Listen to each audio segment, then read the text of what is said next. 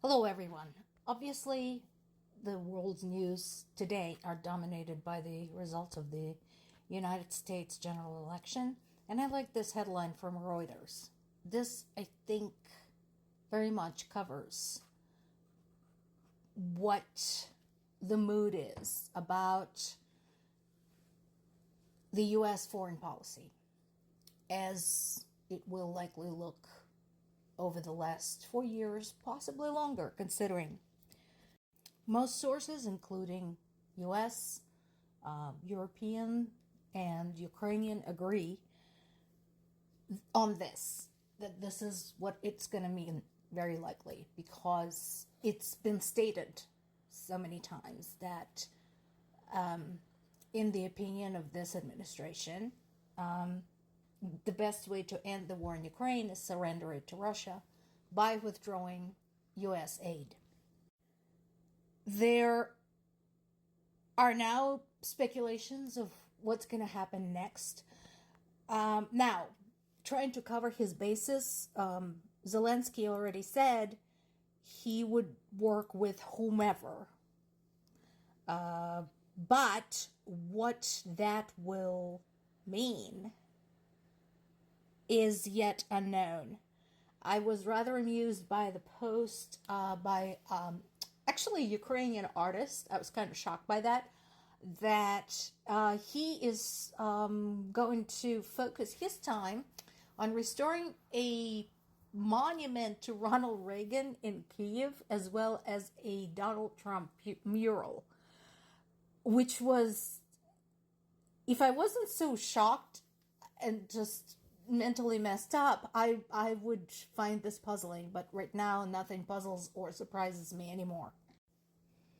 The word from Ukraine, including Ukraine's commander-in-chief, Syrskyi, things continue to be difficult. And we, continue to watch the influx of North Korean soldiers into the Russian army. Now, that's another one. So, on one hand, you would think they are all opening champagne in the Kremlin right now. You would think, considering Trump's propensity to wax lyrical about Putin's virtues as a man and as a leader. However, even they are not quite revealing all of their cards in that respect. I think it's because Putin knows that Trump is just such a loose cannon. And that is why he is so cautious. And while I can't stand this guy, this is Mr. Peskov, this is Kremlin spokesperson. For once, I agree with him. Russian-Ukrainian war cannot be stopped overnight. And that is a direct reaction, once again, to something Donald Trump had said many, many times, that he can stop this thing in 24 hours. For once, I agree. I think such a statement can only be made by somebody who has no idea.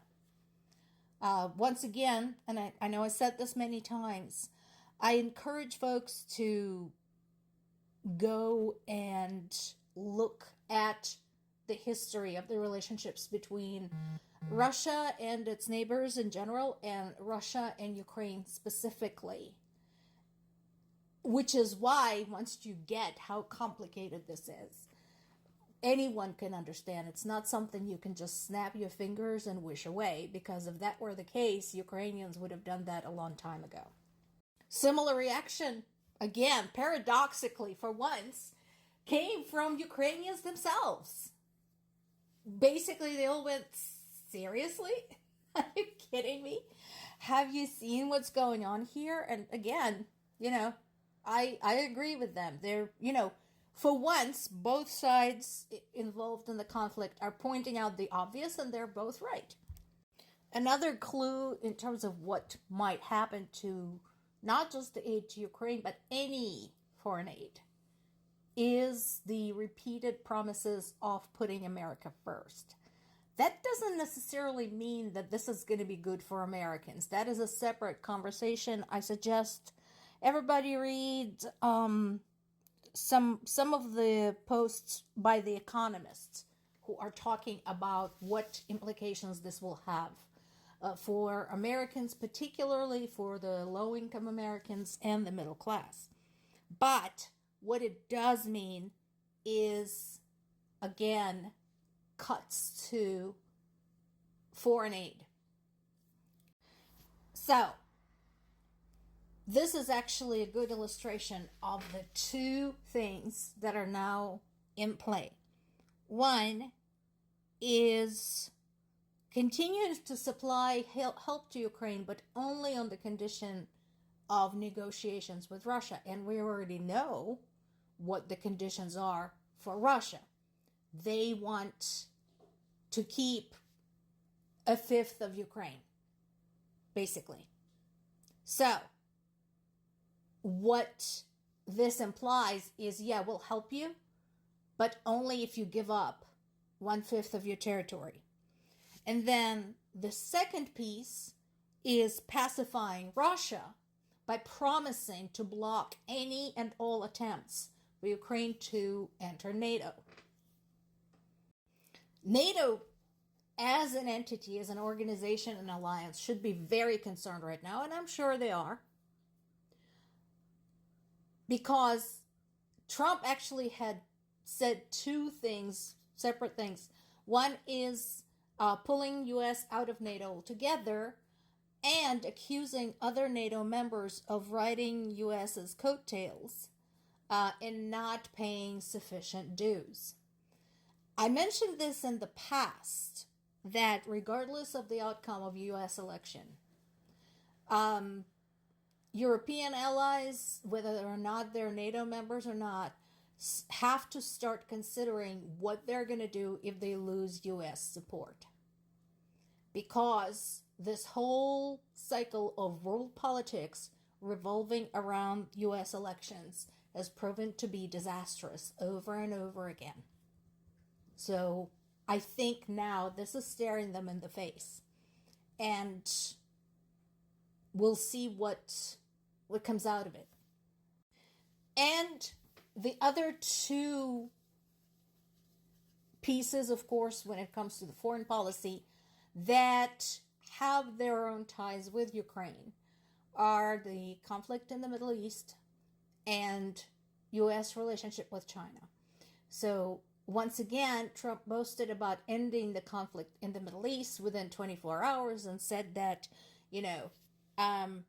the conflict would have never happened had he been in charge. So once again, we have something that has been around longer than he has been alive and undermining the complexity of the issue and all of the different pieces that fit in together.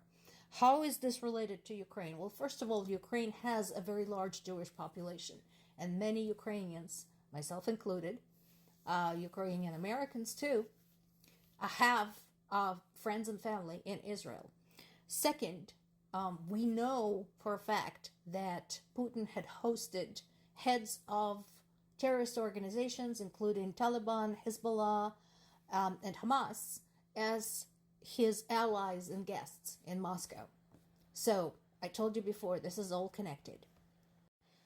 China, again, we know, we talked about it. First of all, Chinese influence cannot be underestimated when it comes to the world politics and world economy.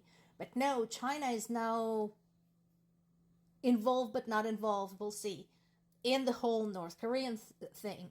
When it became clear that North Korea was ready to become active in Ukraine, the world leaders appealed to China because they are North Korea's closest neighbor. And China said, not gonna, not my problem. So that is still in play, and it remains to be seen how it will be handled.